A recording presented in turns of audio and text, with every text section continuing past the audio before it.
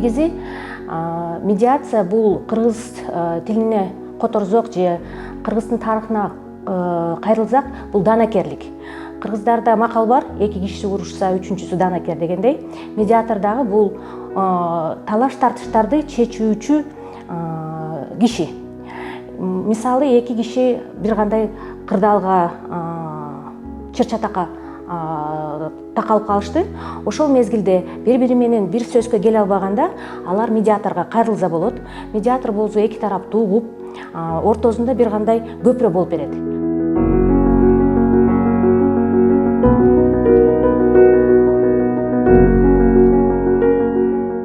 Адвокаттын ишинен эмне менен айырылат медиаторлук?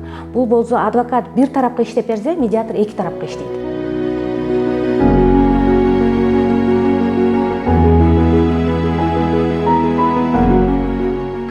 Эки тарапты алайлы.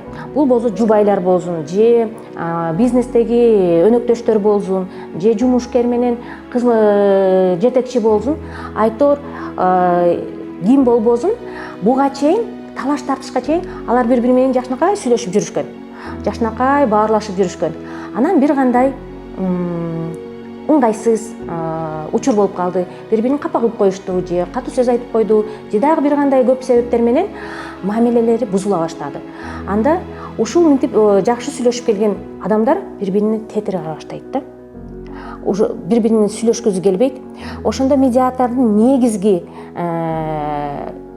максаты бул ушу эки тарапты бири-бирине кайта мындай бетме-бет айландырып берүү да. Анан айландырып бергенден кийин тараптар кайта өздөрү менен баарлашат дагы, ушул эле көйгөйдүн кандай чечилишин өздөрү табышат.